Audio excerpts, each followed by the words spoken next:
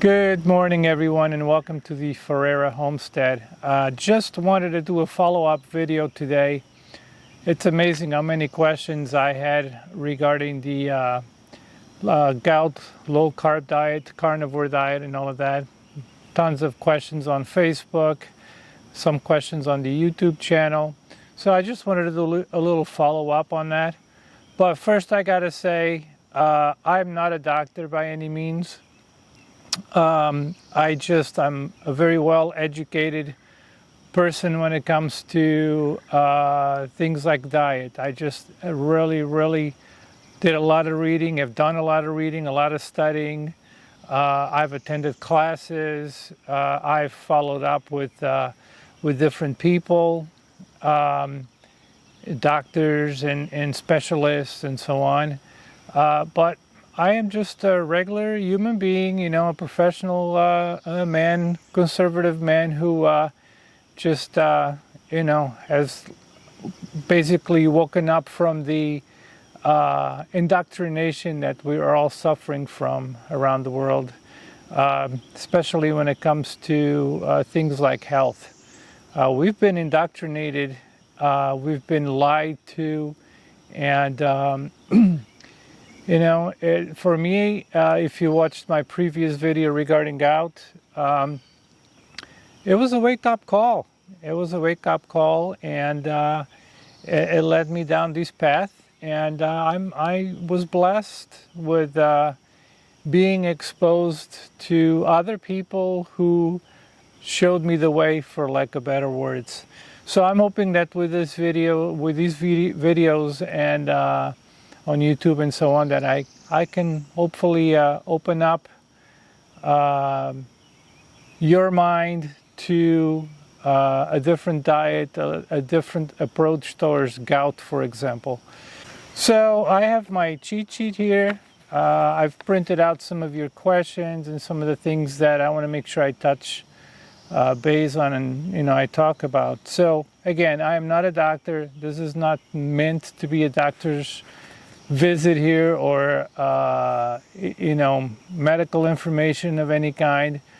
Who am I? I'm a former professional violinist that retired in 2017 due to an accident, and gained a lot of weight at the time. I was already a little bit heavy, overweight before my accident, but after my accident and 7 surgeries, 2 years of physical therapy, I gained a lot of weight, and I went up to about 230 pounds, a little bit over 230 pounds. And you can watch my previous video where I talk about that. Today I'm 170 pounds is where I like to be. I've been in the 170, 180, but 170 is where I am right now, and that's where I've been for a while. As I explained in my past video, I used to live in Connecticut. I moved to Indiana. I was doing low-carb keto diet for about 3 years or so. And with my move to Indiana, I fell off my diet. I was still low carb, but I started cheating a little bit. So I went for a year of a roller coaster. So I went up from the 170 to the 180, 180s, mid 180s, and sure enough, the gout that I had under control, and everything started coming back. And I said, hey, come on, man, what's going on here? You know better than this. So I was gout-free in the ketogenic diet, but the ketogenic diet, for me, unfortunately, still leaves too many doors open when it comes to cheating. It's, for me, I know people who do a ketogenic diet and they have no problem. I'm very addicted to sugar, and not so much the carbs, but the sugar I'm very addicted to. I love my desserts, my cheesecake and all of that stuff. And unfortunately, as I hope you will understand and start finding out, if you suffer from gout, your problem is not red meat. That's a huge lie. That's a huge misconception. Trust me, I've been there. I thought it was the red meat. I thought it, you know, it is not. Your major problem with gout is if you're obese, overweight, high carbs, sugar, especially anything that has fructose. Fructose is the devil if you're having issues with gout. So I really recommend that you start educating yourself about a proper human diet. Dr. Ken Berry, for example, is a great source of information. I owe him, although he doesn't know me and I don't know him personally, I've watched all his videos and his approach to the proper human diet. You need to go watch these videos and learn about a proper human diet, which is a low-carb diet. Dr. Berry started on the keto diet. He's now a carnivore. His wife, Nisha, Nurse Nisha, she is keto. She follows a keto diet, not a carnivore. But anyway, so I'm not a doctor. This is not meant to be doctor's advice or anything. I am just a regular human being. I don't make any money on these videos. And I'm just trying to share my experience and what I've gone through, and hope that I can reach some of you and hopefully help you change your lifestyle and make it easier for you and maybe get rid of that gout. Guys, I know what gout is all about. I've dealt with it for about 20 years or so. It's painful.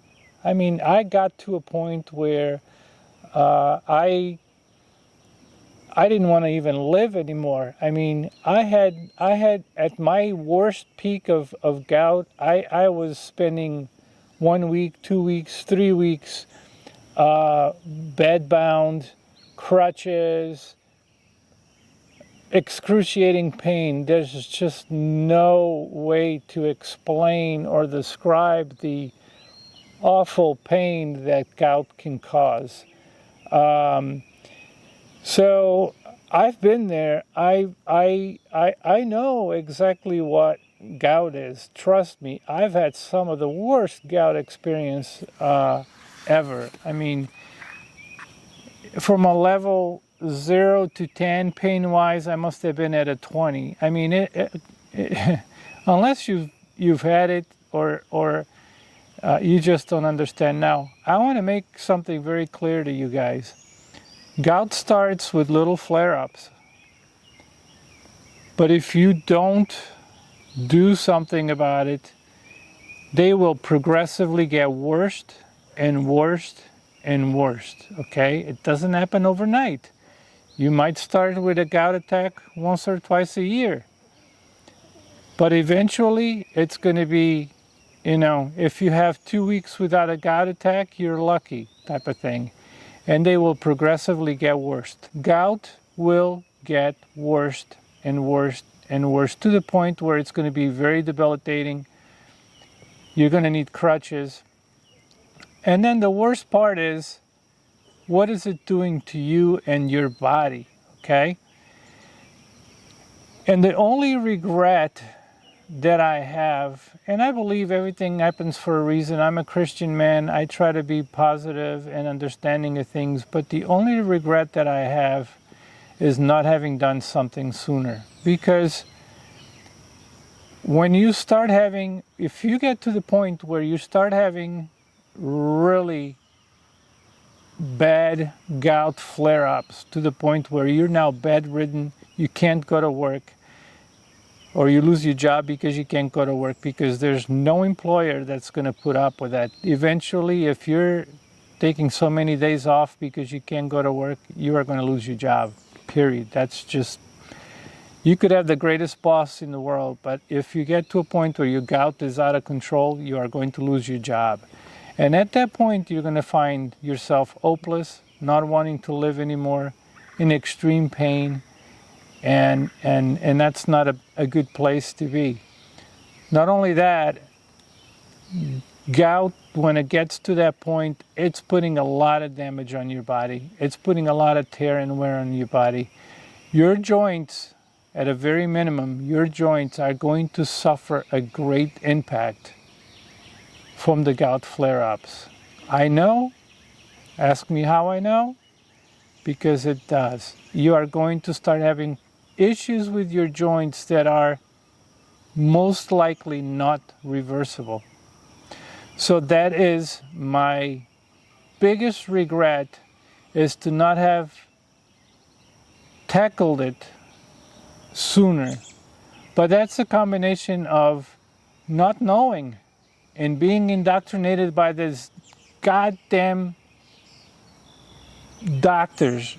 And there's a lot of good doctors out there, but there's a lot of bad doctors out there that have no idea what the hell they are doing, and they have no idea how to treat gout or approach gout. And that's a combination of doctors who just want to pay their bills, they don't give a shit, they get out of med school and they don't educate themselves, they get outdated. There's a lot of outdated doctors out there. As a matter of fact, the doctor that I had at that breaking point when I started looking into my diet and really researching gout and so on, my diet, I fired him. I shook his hand and said, "Thank you very much, you are fired." I gave him the Donald Trump, "You're fired," okay? Because he told me that I could not change this with just diet and exercise, which is a complete lie. You can, trust me, guys. Again, I'm a simple human being here. I'm not trying to sell you anything. I'm just telling you my life story with gout and telling you what I've told other friends who have also reversed metabolic disease. I have a friend of mine, dear friend of mine, who reversed type 2 diabetes. So I've seen it. I have seen it. And yes, a proper human diet and some exercise can and will change your perspective on life. It will change your health. It will improve your health. Okay? Now, it's not going to make miracles. If your body took a beating already, there are things that are not going to be reversed. Okay? It's not a miracle diet. It's not a miracle solution or pill. It is not. It's going to feel like a miracle when you're not suffering with gout anymore. No doubt about that. But the body is amazing, and it's amazing at what the body can do. You have to trust your body to change. But the thing is, it's very easy to gain weight and quick, but it takes forever to lose it. Okay? So that goes without saying that there are many things in your system that if you've gotten to the point where you're obese, you're suffering with metabolic diseases like insulin, insulin resistance, you're suffering with being overweight, type 2 diabetes or pre-diabetic. These things are going to take time to change. They are going to take time to change. It's not going to happen overnight. Sorry guys, there's my neighbor going by in his little moped. There we go. Bye, Randy. Anyway, so these things are going to take time. It's not going to happen overnight. And I'm going to tell you right now that gout was probably the very last thing to resolve. And makes sense. And it makes sense once you start understanding what's going on with bad diet and your metabolism and all of this. Gout is going to be probably the last thing that's going to resolve in your system with your health. In the same way, now, today, I believe that gout, when I started flaring up with gout, it was also the last call of my body to say, man, you're screwing up. You're we've given you so many warnings. You're fat, you're tired, you're inflamed, all of this stuff. Okay, I guess that's not going to wake you up. Here's some gout for you. Maybe that will do it. So that's one of the first big signs. What was the next thing? Probably, I know I was pre-diabetic already. So gout came in. I was probably heading towards, not probably, I was heading towards being type 2 diabetic. I was pre-diabetic when I finally started waking up. So it takes time. So the keto diet, I was ketovore. I mean, I was like 5 grams of carbs. I mean, I was really, really low carb.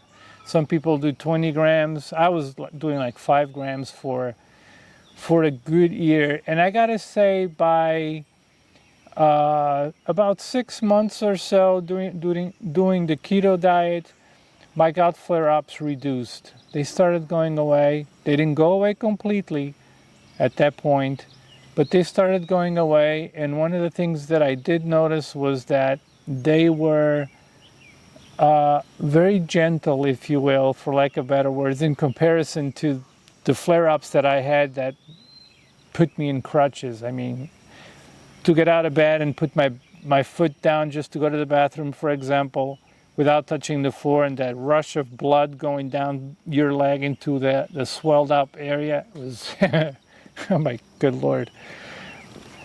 You have no idea.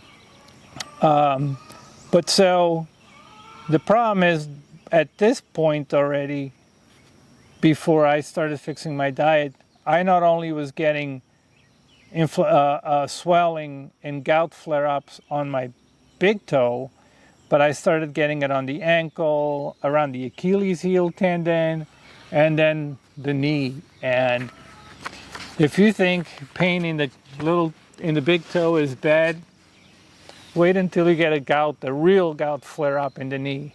You are going to be praying to all of the saints for your life to end, because that's how painful it is. So anyway, about 6 months into the keto diet, a lot of those flare-ups went away. It seemed that, from what I remember, the flare-ups were mostly around my feet. And I remember, interestingly enough, sleeping, because I had heard from somebody else, sleeping with wool socks, even when it was hot sometimes. And I know it sounds crazy, but here's the thing. Keeping my feet warm, I knew that it was liquefying, I guess, for lack of better words, the uric acid crystals, and the body was kind of moving it around and getting rid of it. One thing I did notice was cold feet. If my feet got cold, it had a tendency to not quite flare me up, but kind of let me know that the gout was there and the crystals were there and all of that. Hence the reason why many people, like myself, would soak my feet in hot water during flare-ups versus cold water. I tried cold water once, and my gout flare-up went from a pain of a level 6 pain to a level 10, 15 pain from the ice bath that I did, thinking that would help. Actually, it was a doctor that recommended that, and that was the worst thing. So cold water, cold feet, ice are not good for gout flare-ups. Let me just tell you that right now. Okay, I know I keep going around, and let's try to focus. So about 6 months into the keto diet, flare-ups were much less flaring up, and they seemed to resolve quicker too. 3 days, 3 days, 4 days, with help of colchicine, for example, naproxen, and they were pretty much gone. So about a year into the ketogenic diet, and keeping an eye on my lipids and everything, I started noticing that I went from being insulin resistant to insulin sensitive. I followed through with a lot of like lipid tests, cholesterol, uric acid, yes. And so I purchased a uric acid, UA Sure uric acid tester. You know, you get a little blood sample from your finger and test for uric acid.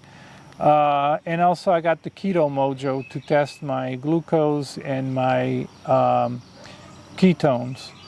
So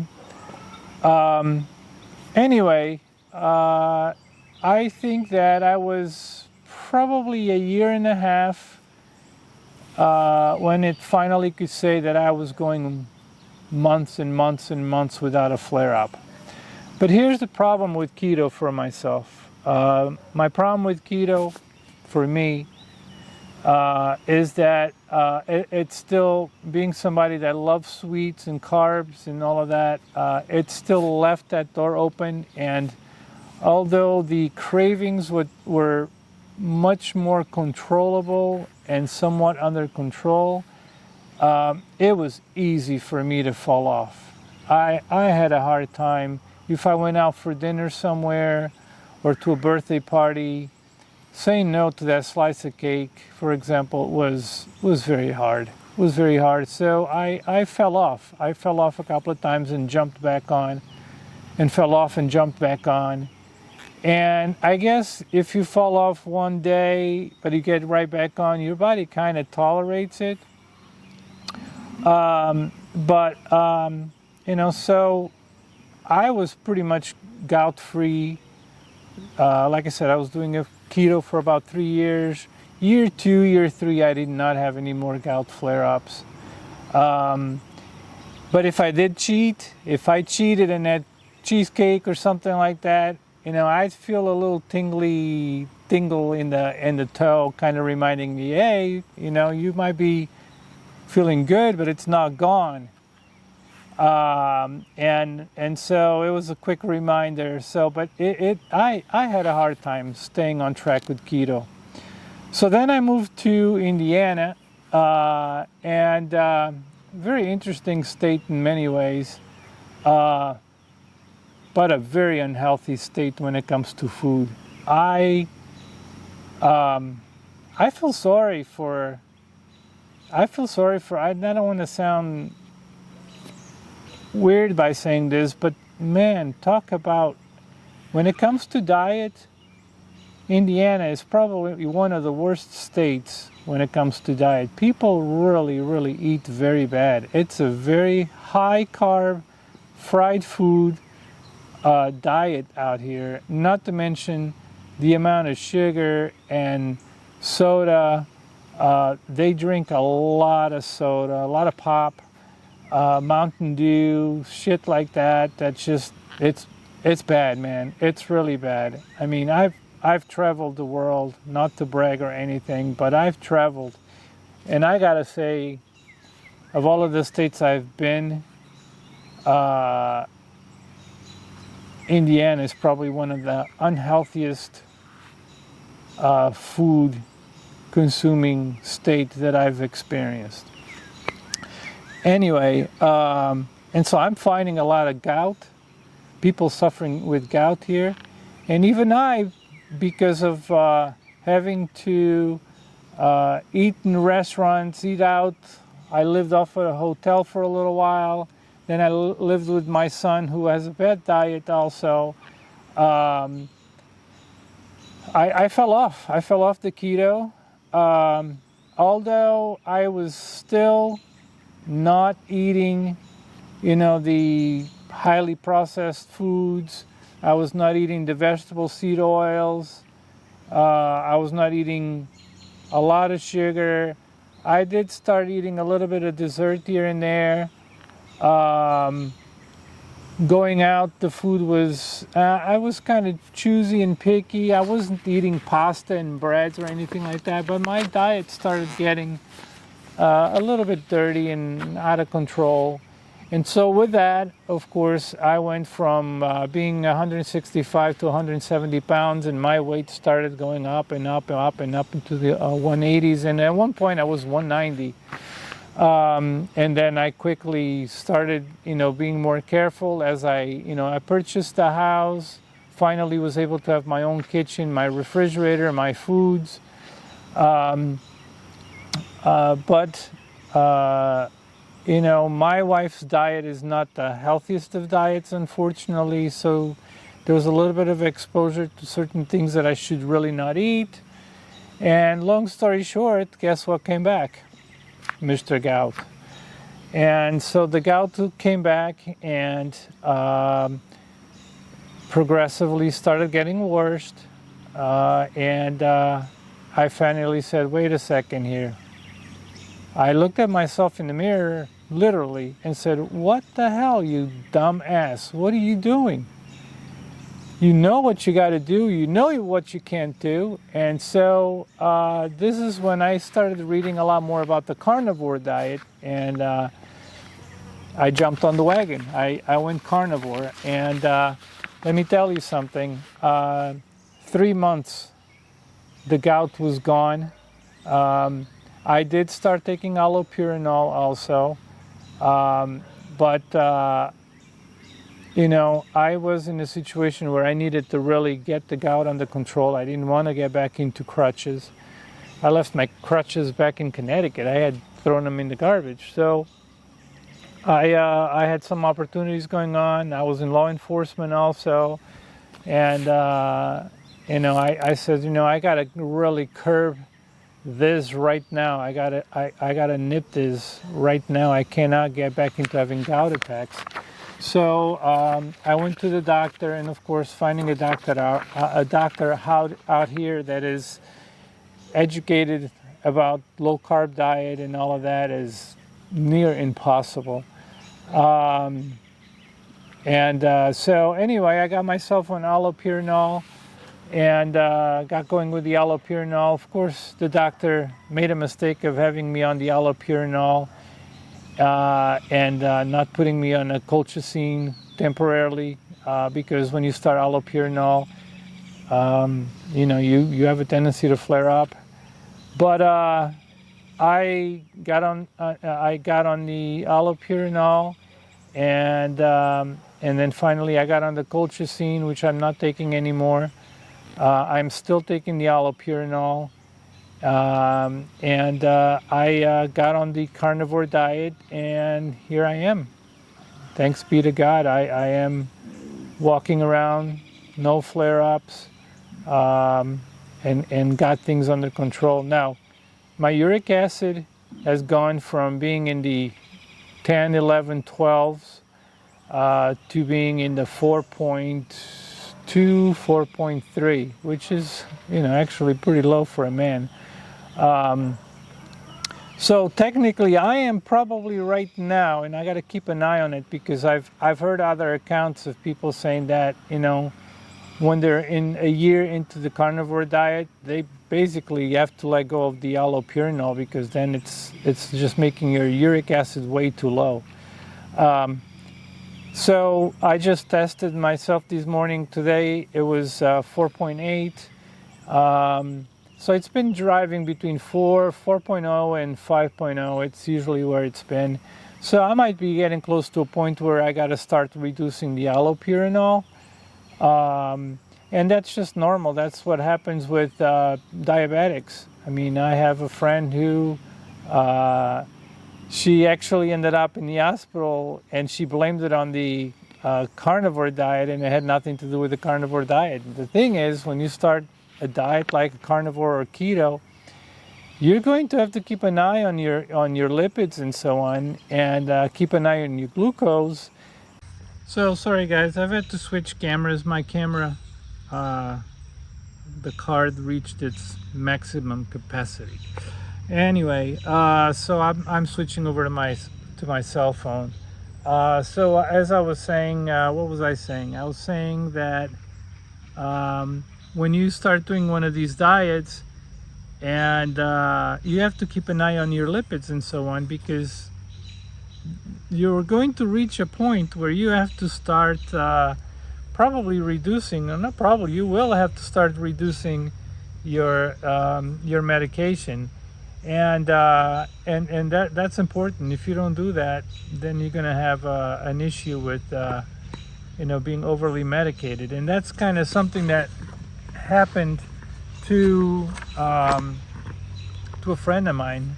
She was type 2 diabetic, and then she was still taking all of the medication. Her body got to a point of being pre-diabetic, and anyways, she ended up in the hospital because her blood glucose, I think, it was very low, and they had to reduce I think it was metformin that she was taking at the time. Don't quote me on that.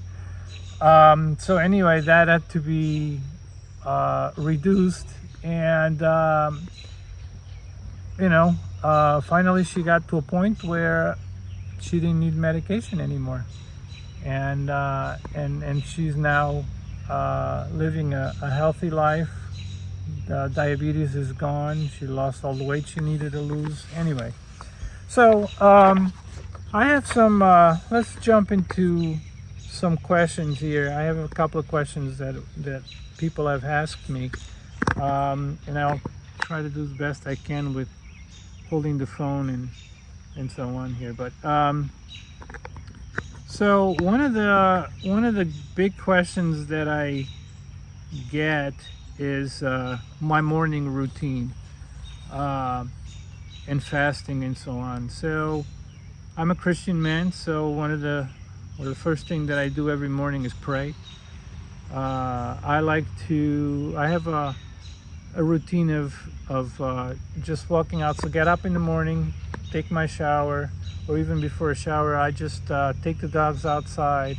I like to catch sun, and I like to pray. I take a few minutes to do my prayers. Sometimes I'll read a passage off the Bible.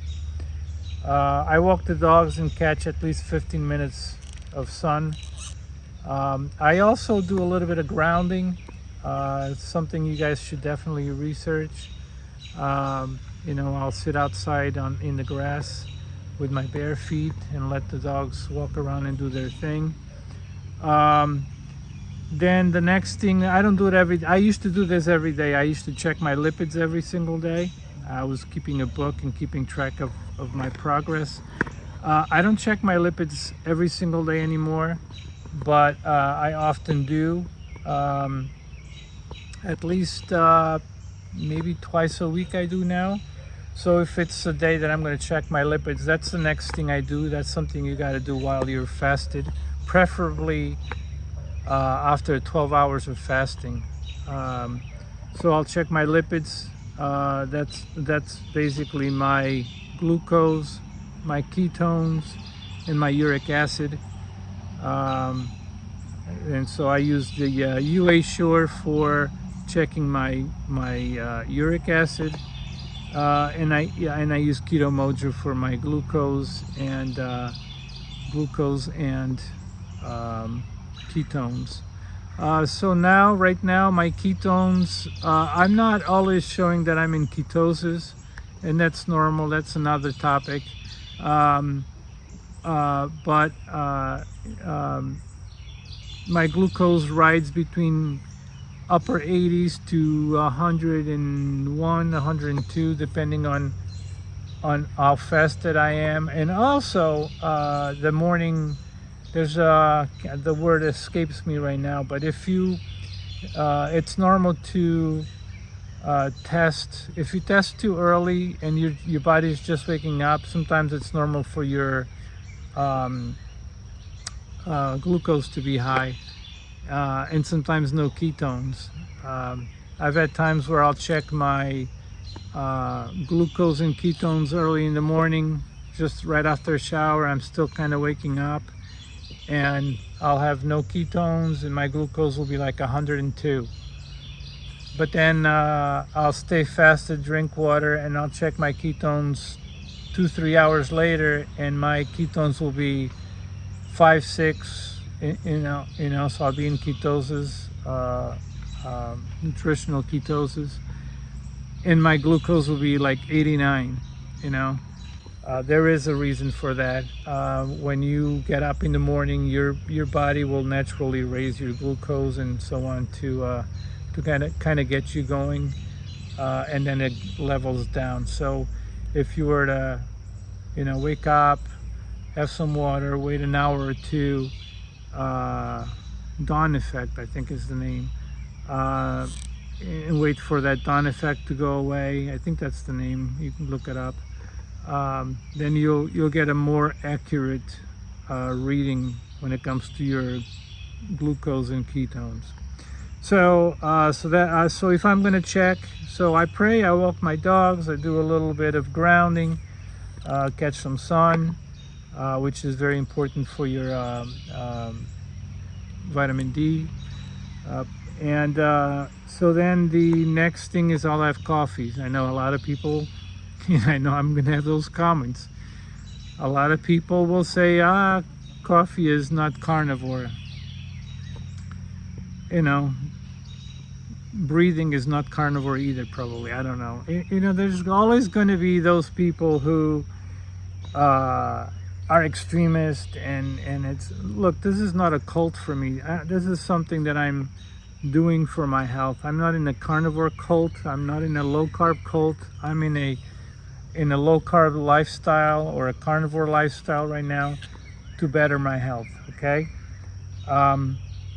So I'll have coffee with heavy cream. I do not drink milk. I do eat dairy.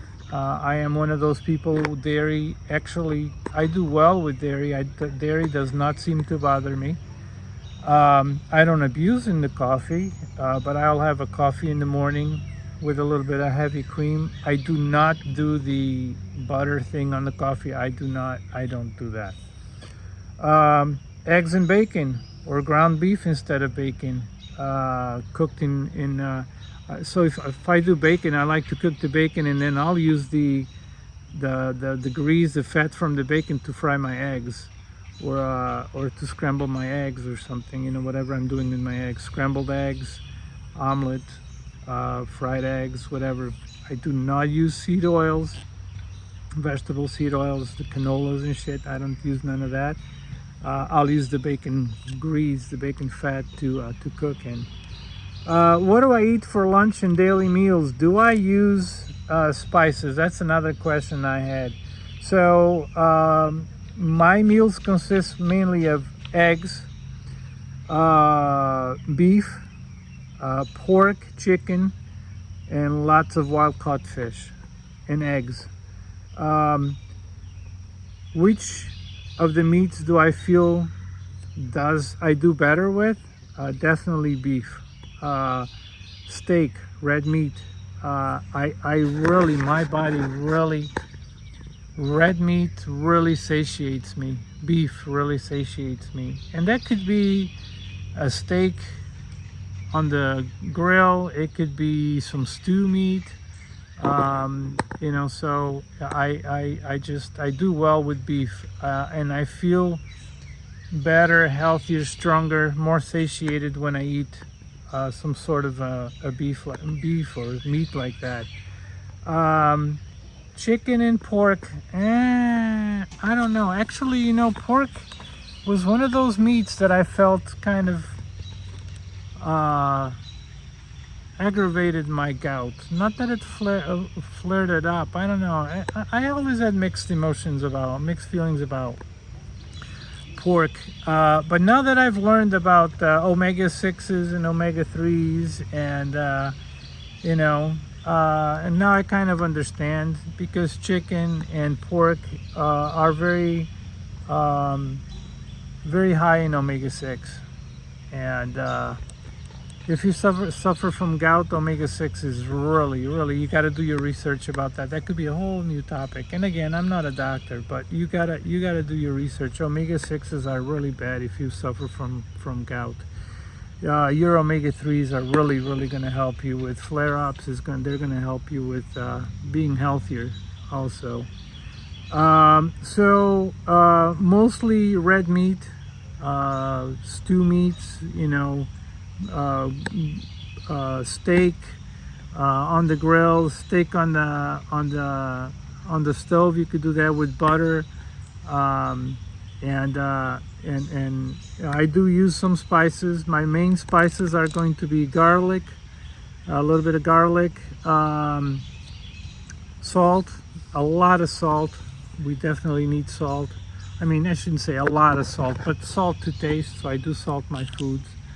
I'm not a pepper guy. Let's see, I wrote it down. Olive oil and butter. Olive oil, a little bit once in a while, but I have done my research and I found olive oil that is, real olive oil, not no. Got a wasp running around me. Not no olive oil that is mixed with vegetable seed oils and stuff. Costco, Kirkland. There's a Kirkland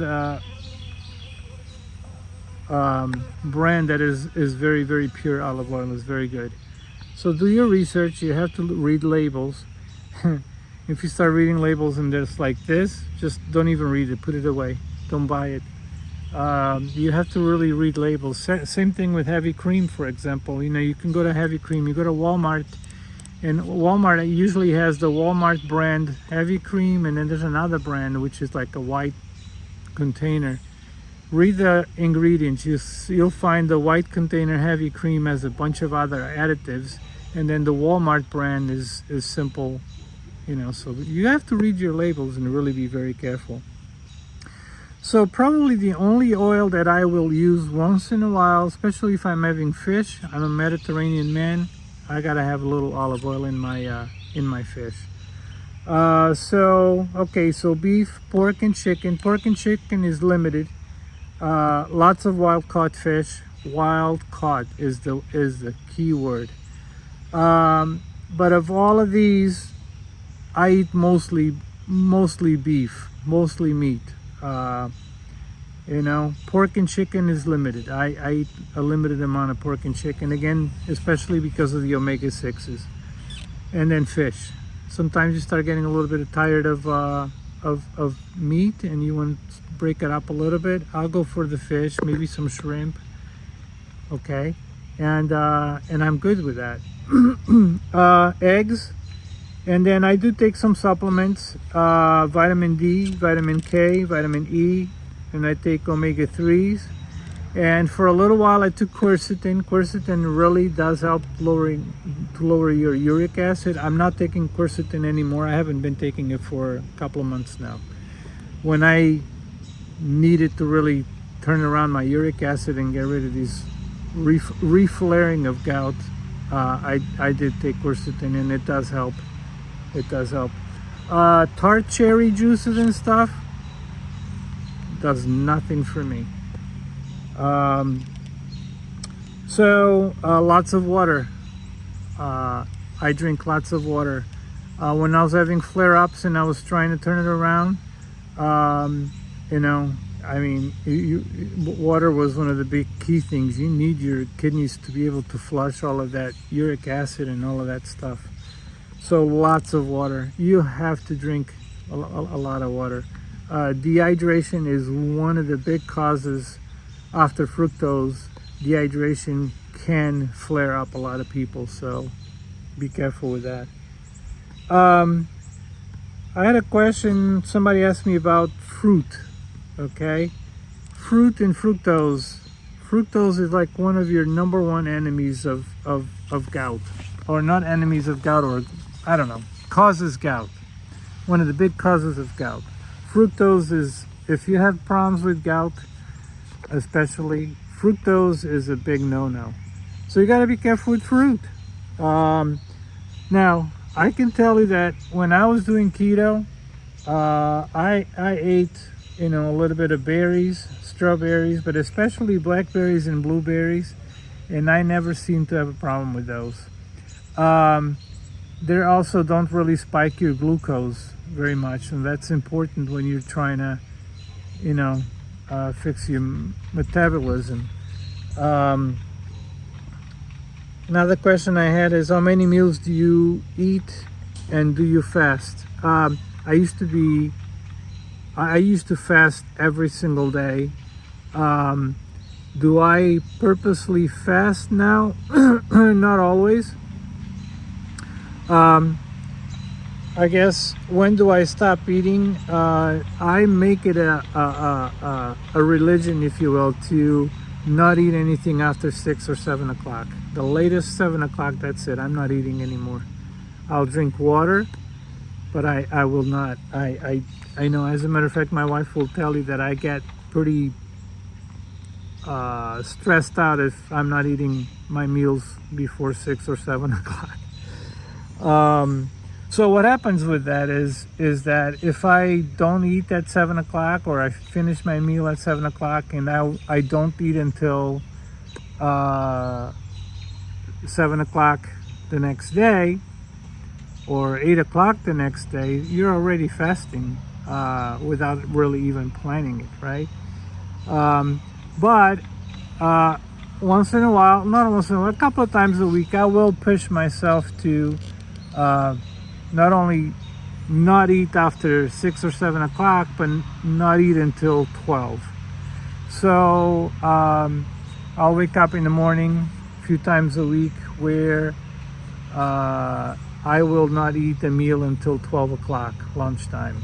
So that's a really much longer fasting right there. So I guess my answer to how many meals do you eat? I'll eat a maximum of 2 meals per day. Sometimes I'll just eat one meal per day. Whatever meal I eat, I make sure that I eat before 6 or 7 o'clock. And I just don't force myself. If I'm hungry, I'll eat a second meal. If I'm not hungry, I'm not going to eat. I don't do any snacks. Once your body, you're in a proper human diet for a while, you'll notice that you're just not hungry. It's not that you're starving yourself or, counting calories. I've never counted calories. It's just, you're hungry. Just listen to your body. If you're hungry, you eat. If you're not hungry, don't eat. Why push it? So I don't do any snacking. And especially if I have red meat or something like that, I feel very satiated, so I just don't. I usually if I have a nice steak, some eggs, making a nice solid meal, one meal will make me feel pretty good. Got a loud chicken back there, huh? Anyway, so all right, your question. How many meals do I eat? Again, 1 or 2 meals per day. And sometimes I will have breakfast. I like I said, I'm not in a cult. This is not a religion for me. It's just I'm listening to my body. There are times that I'll get up in the morning and I feel like I need to have me some food, and I'm not craving. By the way, with the carnivore diet, I have no cravings whatsoever. So to me, that's been the big difference. That has been the big difference when it comes to being a carnivore, or doing carnivore or doing keto. My reason for carnivore actually was because I heard people say that all the cravings were gone with carnivore, and they also struggled with their cravings. It was easier, but they still struggled with cravings while they were doing keto. So that's kind of one of the reasons why I switched to carnivore. And it is true. I've gone to parties, I've had people throw cheesecake at me, all of that stuff, and I have no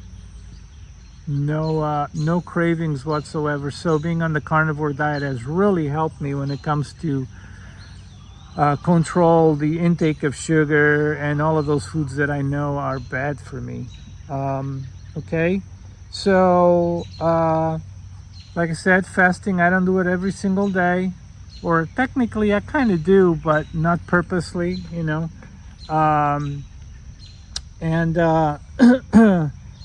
2 meals a day, sometimes breakfast and lunch, sometimes lunch and dinner, sometimes just lunch, sometimes just dinner. Again, I listen to my body, and if I'm hungry, I'll eat a proper human diet, proper meal. Sometimes like I was saying, sometimes I get up in the morning, I feel like I need a little something. I'll have my breakfast, my eggs and bacon, or a carnivore meal. Many times I'm not hungry in the morning, especially if I had like a dinner the night before and I had some meat or some eggs or some yogurt, some dairy. I eat dairy. I do eat dairy, as I mentioned. But so I listen to my body. I have a tendency to listen to my body and just, if I'm hungry, I'll eat. If I'm not, I'm not. And again, I don't do any snacks. All right, let's move on here because or else it's going to be a huge. All right, so All Driver from YouTube shared his testimony here, if you will. And hey, my heart goes out to you if you're listening to this video. I am really sorry to hear about your mom's passing. And yeah, you say here, I learned and I knew not to eat carbs. Carbs also cause diabetes, heart disease, and cancer. Yes, yes, it does. Especially highly processed carbs and sugar and vegetable seed oils. You guys gotta get away from it. And then you mentioned passing of your mom and that woke you up. And yeah, that's true. Sometimes unfortunately we are creatures of habit, and it takes us usually something drastic, be it the loss of a relative, for example, in your case your mom, or a health scare. And me, it was a health scare. I had a really bad health scare, and that's what caused me to really pay attention and change my diet, my eating habits. So you said you went down from 172 pounds to 147. Not trying to lose weight. It's just a great side effect. It is. It's losing weight on a low carb diet. First of all, you have to put it in your mind that you're not eating a low carb diet or a carnivore diet to lose weight. You're doing that to fix your metabolism and get healthy. But one of the side effects of it, if you want to call it a side effect, is you end up losing weight. So that's a good side effect to have. You also mentioned no gout, feeling better, and my mood has improved as well. Man, same here. That is definitely another side effect, if you want to call it a side effect, of the of doing low carb or really low carb diet or carnivore. It's just you do get these at peace, these calmness, anxiety levels goes away, the stress tends to go away too. It does. That's another side effect, if you will. Anyway, I'm happy that you shared your testimony and that you're doing well. Let's move on. I have another here. G Dilla 5. Good honest account of your journey. Thank you. That's all I'm trying to do. Thanks for sharing. Can you list some of your favorite carnivore preparations? Again, I eat dairy.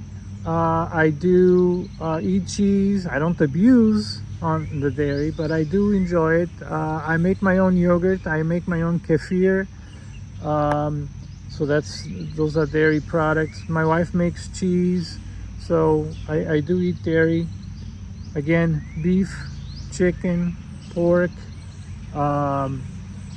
fish, seafood, butter, a little bit of olive oil with my fish if I have fish,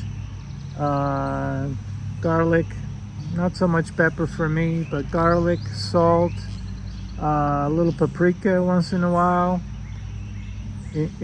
But that's about it when it comes to condiments or spices. You say some carnivores are maniacal about not using seasonings.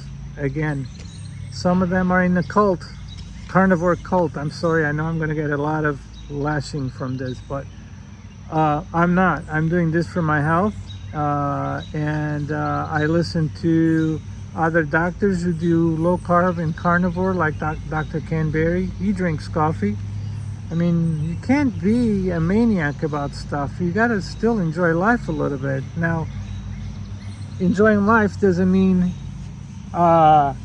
eating a bunch of cheesecake and having gout flares. You don't have enjoyment of life with gout flares, so you know that's not gonna happen. Miss Maisie from Australia, I think. Yeah, no, yeah, Marilyn from Australia. Ferreira is my last name. Ferreira, Ferreira. She says it was very informative. I've been on the carnivore diet for 2 weeks and I'm feeling great. All sugar cravings are gone. That's what happens on the carnivore. And she was doing keto for 6 weeks before that. Let's see, your video of your experience helped me clarify my gout. And then she says, do you grow or hunt your own meat? Yes. I'm into self-sustainability here. I am a hunter, and if I have a choice of food that I raise in my homestead here versus store-bought, I always will eat the stuff that I raise myself. I eat a lot of eggs, so I have 26 hens right there that lay a lot of eggs, and I eat a lot of eggs every single day. I plan to add some other livestock, but yes, I always prefer venison, food that I hunt or fish versus store-bought. So do you grow or hunt your own meat? Yes, I do, and I give it preference. If I have that available, that's what I always go for first. I also have a question from Only We Nilog 6589. Some of these names are tough. Thanks for telling your story. I was having gout attacks so bad I couldn't walk or sleep and my foot would swell like a football. Yeah, I know how that feels, my friend. You asked, started taking tart cherry and quercetin. I'm not a fan or a believer in tart cherry, to be honest with you. Remember, fructose is your worst enemy. Trust me on that. Quercetin, yes, quercetin is very good for helping you reduce your uric acid. And you say you went mostly keto. Mostly keto? What's mostly keto? Go keto. Either you do keto or you don't. Low carb, keto, carnivore. If you're having trouble with gout, I would go carnivore if I were you. Give yourself a 3 months, 4 months trial of carnivore. And I'm not talking about the lion diet. Lion diet is meat, salt, and water. That's not what I'm talking about. I'm talking about carnivore. You know, there's a couple of little things in there you can kind of sneak in. So I would really suggest carnivore. Had I known about carnivore and the benefits of carnivore when a few years back when I started keto, I would have gone carnivore instead of keto. And I'd probably be in a much better way right now. So quercetin I like, and carnivore I would recommend carnivore. Keto is fine. It took a little while for the gout to finally subside with keto. I'm seeing people turn around and get rid of gout a lot faster on the carnivore diet than on the keto diet. FYI. You talk about the COVID vaccine. I know some people have had issues with flare-ups from that vaccine. I did not take the COVID vaccine. Yes, I'm one of those. No COVID vaccine for me. I do gotta tell you that at one point they wanted me to take statins. I tried statins and they flared me up really bad. And then I read about statins. I educated myself about it and I said, the hell with statins. I have never taken them since. That's another topic. So let's see. Let's keep going here. Sorry guys, I have my list here. I printed out some of the questions. She couldn't walk for 10 days, stayed in bed and on steroids. Yeah. And did you keep your job? Because I know people lose their jobs because of gout. Crazy pain and swelling. Anyway, you asked if it was a gout, if it was, started to wonder if it really was gout or vaccine reaction. Again, I'm not a doctor, but I have heard from numerous people that did get gout flare-ups from drastic changes in their body that were caused by either vaccines or environment. So I know that cold environments can aggravate your gout. Cold feet can aggravate your gout or flare up your gout. And certain medications can flare you up. And like I said, I've heard of people getting flare-ups from when they start taking certain medications, let's put it that way. All right, then I had somebody mention, Jackie Paris mentioned about reverse osmosis filter and filtering water. Yes. That's another big thing. Water quality. There are a lot of additives, a lot of things they put in to treat the water that are bad, really bad for you. And I know of one, I have one case that I've actually spoken with one person who all he drinks is filtered water. There are people who get reactions from certain chemicals. For example, I think I mentioned in the past video that one of the things that I used to flare up from was an additive that's used, commonly used in food, called propylene glycol. Propylene glycol will flare me up like within hours. Where do you find propylene glycol? Propylene glycol, if you go to Costco, for example, and you buy their wonderful, tasty rotisserie chicken that costs only $4 and change, I think that's what it is. No. Propylene glycol. A lot of the supermarkets like Walmart, and they'll use a mixture that has propylene glycol. Do you know what they use propylene glycol for? It's used to winterize RVs, for example, and water and plumbing so that it doesn't freeze. So I used to love my Dunkin' Donuts blueberry muffins until I found out, I think I mentioned in my other video, I found out about the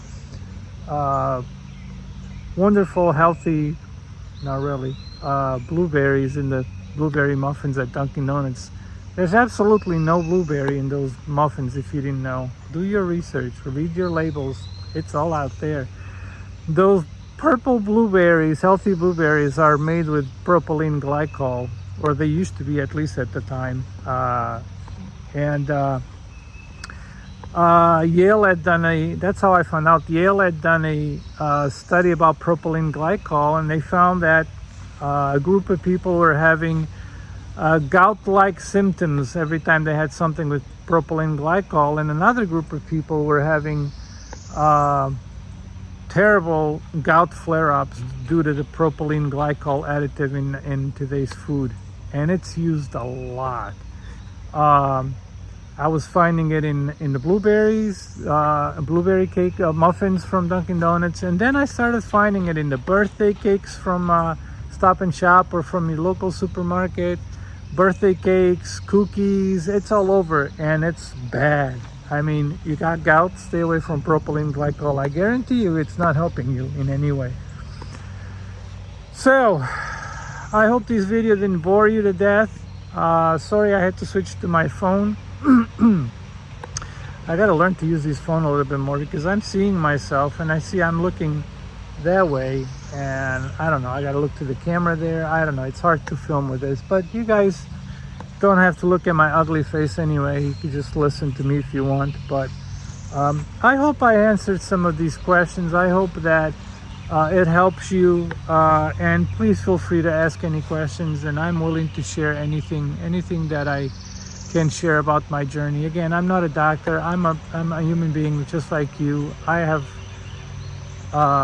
don't make money with it's a small channel. I don't make money. It would be nice to make a little bit of money. It'd be great to have a better camera to film these things for you guys, but I don't think I even monetize this stuff. So I just wanted to share my information here, and I hope that it can help somebody. I know it you know, when I did my research, I was looking at other people and other people's information, and you know, I was glad to have found channels like Dr. Canberry, damn spider, Dr. Canberry, for example, and others.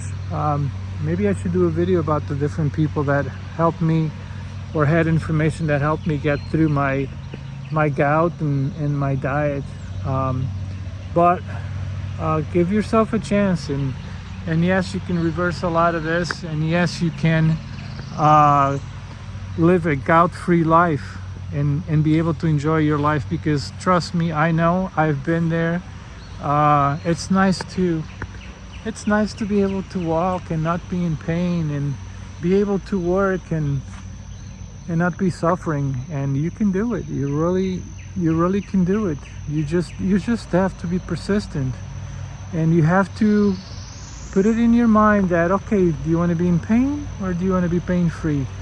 Oh, but I need my spaghetti, and do you need your gout attacks too? And you need to be in pain and feeling miserable? How long are you going to wait? Are you going to wait till your gout flare-ups have gotten so bad that you spend your time at home sitting in a chair watching TV and being in pain and miserable? Think about it. I know, I've been there. I know it's painful. It's no way to live, but you can and you will get rid of it, and if you make those changes, you can and you will have a much better life, a much more productive, healthy, happy life.